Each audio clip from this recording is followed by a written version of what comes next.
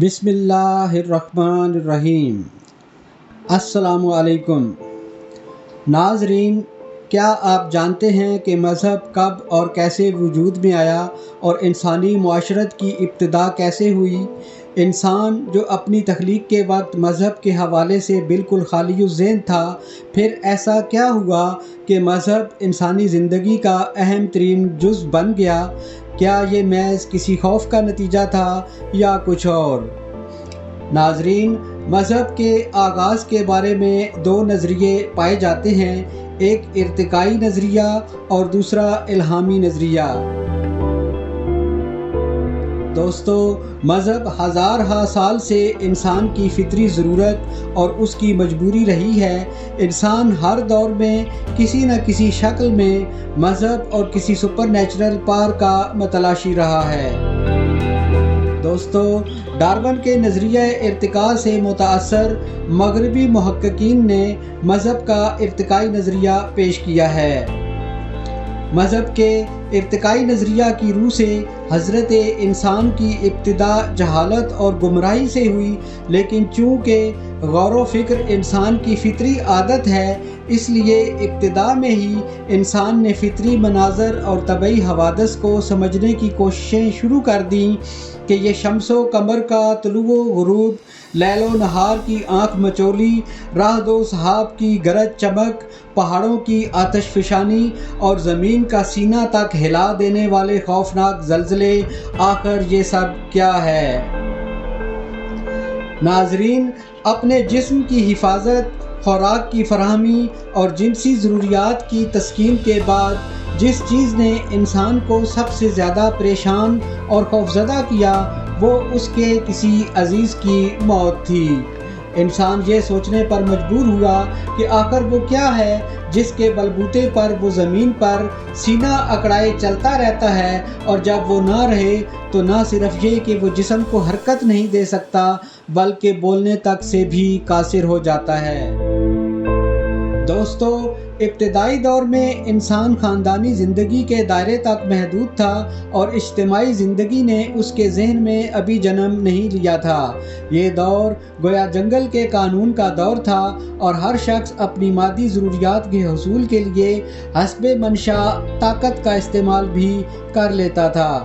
دوسری صورت میں جو چیز اس پر غالب آ جاتی یا جس چیز سے وہ خوفزدہ ہو جاتا، اس کے سامنے وہ بے اختیار جھک جاتا اور کسی جانے یا انجانے طریقے سے اس کی والہانہ پرستش شروع کر دیتا۔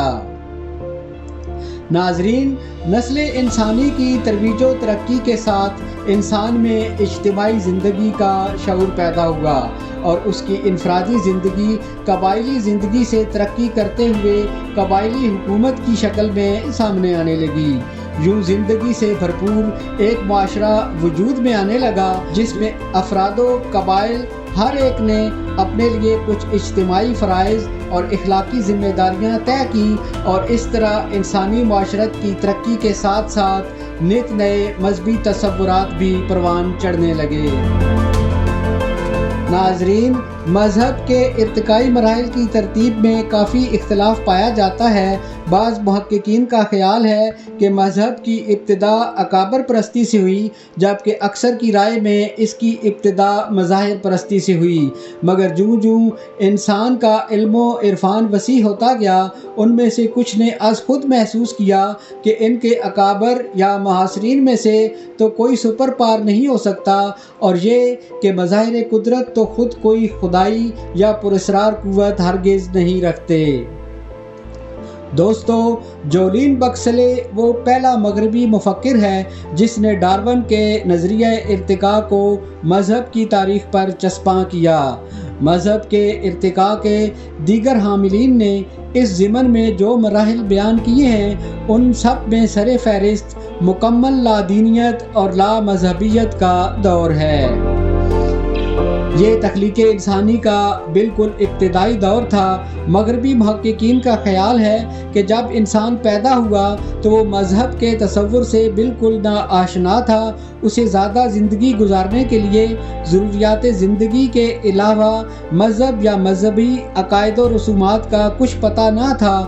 گویا یوں کہہ سکتے ہیں کہ اولین انسان کا سفر گمراہی اور جہلیت سے شروع ہوا، جسے مکمل لادینیت اور لامذہبیت کا دور کہا جا سکتا ہے۔ ناظرین، آج انسانی ذہن اور معاشرتی تہذیب و تمدن اپنے عروج پر ہیں۔ بے شمار مذاہب بشمول الہامی مذاہب کی بے شمار تعلیمات کے باوجود آج کا انسان ایک بار پھر کفر اور الحاد کی طرف گامزن ہے۔ یوں لاشعوری طور پر ذہنوں میں ایک سوال اٹھتا ہے کہ کیا اولین انسان کا جہلیت سے شروع ہونے والا سفر آج کے ترقی یافتہ دور میں ایک بار پھر جہلیت کی طرف ہی گامزن ہے یا کچھ اور؟ اس سوال کا جواب آپ کو اسی موضوع پر آنے والی نیکسٹ ویڈیوز میں دیا جائے گا۔ اگر آپ کو یہ ویڈیو پسند آئے تو لائک، شیئر اور میرے چینل انسائٹ آف غزالی کو ضرور سبسکرائب کر دیں۔ ملتے ہیں آپ سے نیکسٹ ویڈیو میں، تب تک اللہ حافظ۔